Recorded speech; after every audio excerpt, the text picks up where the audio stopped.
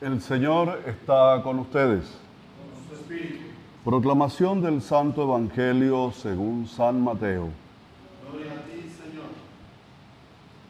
En aquel tiempo dijo Jesús a sus discípulos esta parábola. El reino de los cielos se parecerá a 10 doncellas que tomaron sus lámparas y salieron a esperar al esposo. 5 de ellas eran necias y 5 sensatas. Las necias, al tomar las lámparas, se dejaron el aceite. En cambio, las sensatas se llevaron alcuzas de aceite con las lámparas. El esposo tardaba, les entró sueño a todas y se durmieron. A medianoche se oyó una voz: llega el esposo, salgan a recibirlo. Entonces se despertaron todas aquellas doncellas y se pusieron a preparar sus lámparas. Y las necias dijeron a las sensatas: danos un poco de su aceite, que se nos apagan las lámparas. Pero las sensatas contestaron: por si acaso no hay bastante para ustedes y nosotras, mejor es que vayan a la tienda y lo compren. Mientras iban a comprarlo, llegó el esposo, y las que estaban preparadas entraron con él al banquete de la fiesta, y se cerró la puerta. Más tarde llegaron también las otras doncellas, diciendo: Señor, Señor, ábrenos. Pero él respondió: les aseguro, no las conozco. Por lo tanto, velen, porque no saben el día ni la hora. Palabra del Señor. Siéntense y vamos a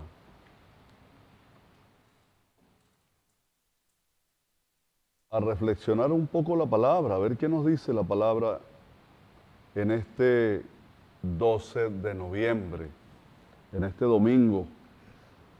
Acabamos de escuchar la famosa parábola de las vírgenes sensatas y las necias. Pero hay también otra parábola en el mismo Evangelio de Mateo, que es el que estamos leyendo en este ciclo A de la liturgia. En el mismo Evangelio de Mateo hay otra parábola que es de aquel que construyó sobre arena y el que construyó sobre roca. Y Jesús también lo llama sensato y necio.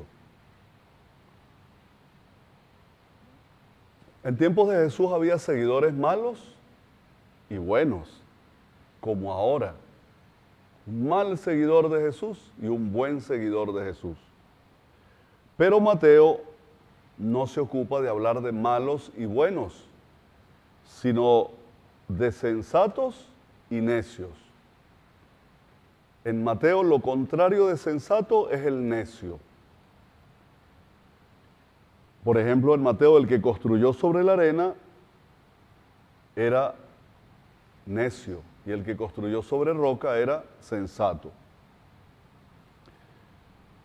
Vemos cómo estas muchachas que venían a la fiesta, ellas estaban esperando que llegara el novio, diríamos hoy, ¿no?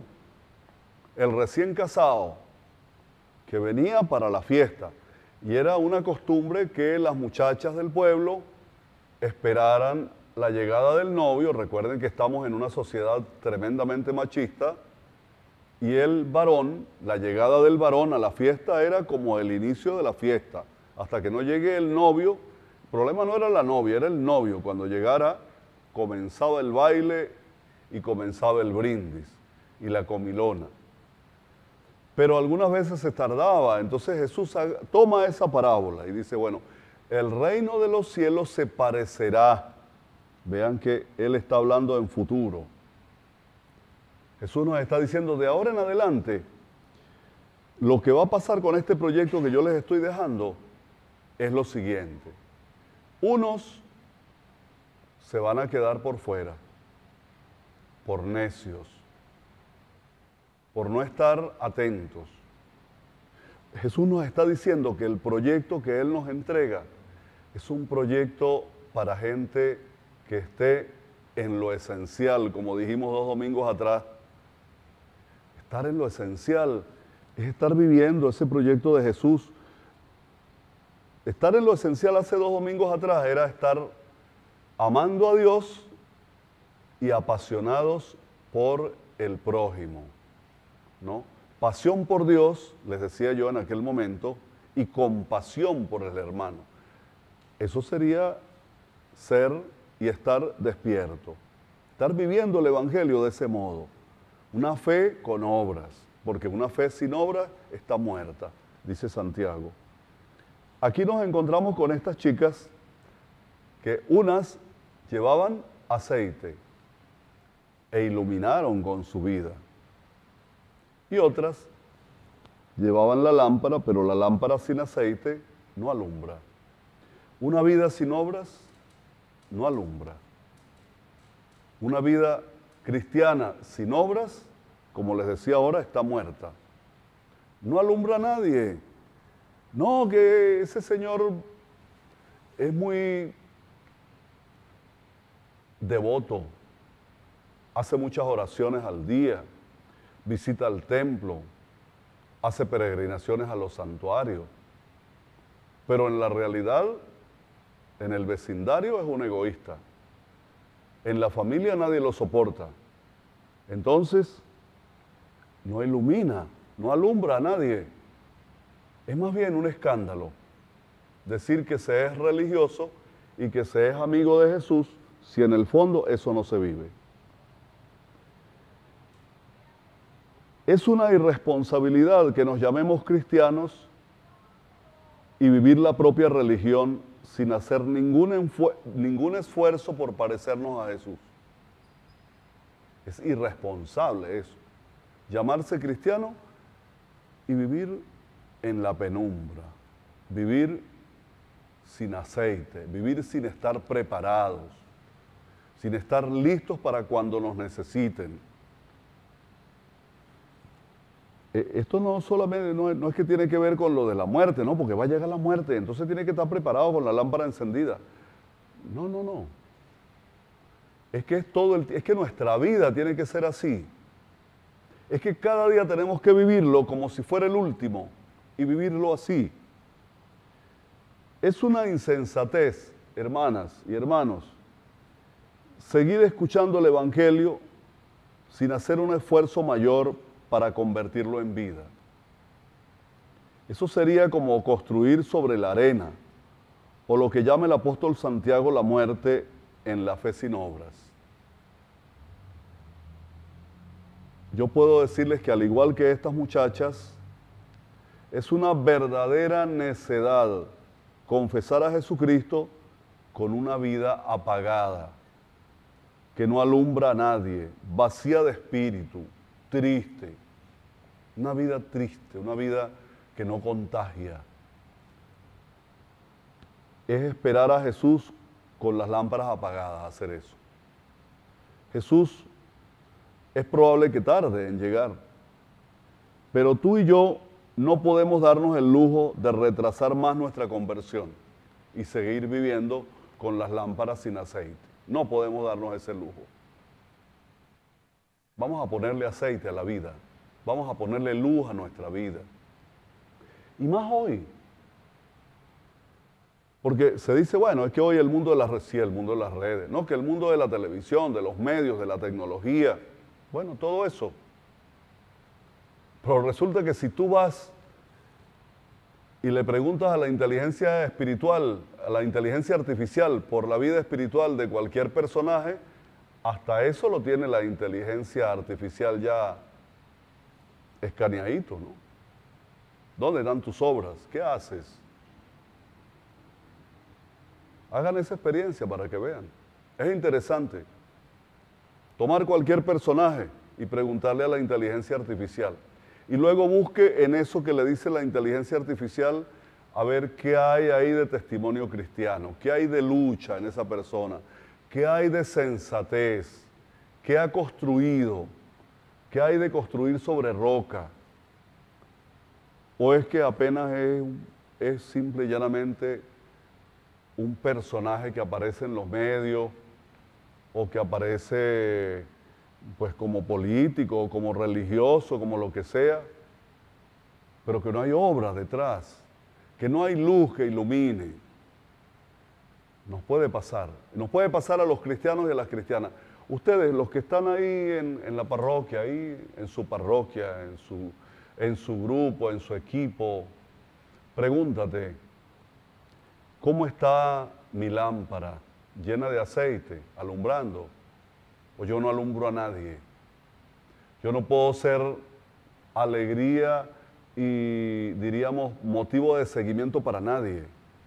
Porque la gente, nuestra fe tendría que ser tan contagiosa que el mundo diga, oye, yo quiero ser como ese. Yo quisiera ser como esa persona. ¿No? Me contaba un amigo que ya murió, fue formador mío, ¿no? El padre Daniel Forsyth. Él era un joven norteamericano que había sido reclutado para ir a la Segunda Guerra Mundial. Pero él era ateo. Y cuando estaban en el campo de guerra, él dice que él lo que hizo fue caminar desde no sé qué país de Europa a pie hasta Alemania, por caminos helados en tiempo de invierno, porque ya la guerra estaba terminando. Y él lo que sí veía era que dos compañeros de él, que habían ido también de los Estados Unidos, estaban siempre pendientes, recogiendo un herido, curando al otro, compartiendo el pan que tenían, el bocadito que tenían. O sea, él veía una cosa totalmente extraña en aquel par de soldados, ¿no? Y un día él les pregunta, oye, ¿ustedes por qué son así? Se quedan sin comida, la comparten. Cuando ven un herido, ahí están. ¿Dónde aprendieron ustedes a ser así? Y estos muchachos se miran el uno al otro y le dicen, bueno, es que nosotros somos cristianos católicos. Y él, que era ateo, les dice, oye, si salimos vivos de aquí, yo quisiera que ustedes me enseñen a ser así. Yo quisiera ser cristiano católico como ustedes. Y tuvieron la dicha de regresar todos vivos a los Estados Unidos y al llegar allí, estos dos jóvenes se dedicaron a darle la catequesis a él, a formarlo como cristiano. Y ya un hombre, ya adulto, ya había pasado por toda esa experiencia dura de la guerra, se hizo cristiano.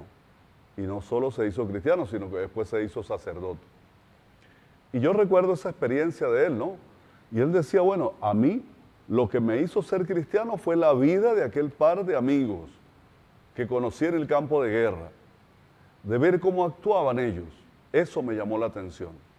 Y él terminó siendo cristiano y comprometidísimo después, porque pues fue una persona que después de haber vivido toda su experiencia, incluso de casado, de ingeniero, enviudó y decidió irse al seminario y hacerse sacerdote y adulto y entregar todo lo que tenía para obras sociales y para sus hijos y quedarse sin nada. Pero ese cristianismo lo vivió gracias a dos compañeros que le mostraron cómo vivir con pasión su fe. Nosotros somos capaces de eso. En el barrio ahí, vamos a transmitirles un cristianismo que apasione, que tú puedas decir, mira, yo esto lo hago, pues porque he conocido a Jesús y yo quisiera poner por obra ese proyecto que Jesús quiso que pusiéramos por obra. Pero es lamentable encontrarnos con tanta gente que quiere iluminar, pero con las lámparas sin aceite, apagadas. Así no alumbramos nada. Así lo que damos es lástima. Y nos convertimos en escándalo para la gente. Hermanas y hermanos, que esta reflexión nos siga desde ya preparando para el Adviento que viene próximo en diciembre y que lo viviremos, pero que vayamos como claros de que es un tiempo como para terminar de cerrar nuestra reflexión, de despertar a un cristianismo que convenza, atractivo, apasionante, hermoso. Que así sea.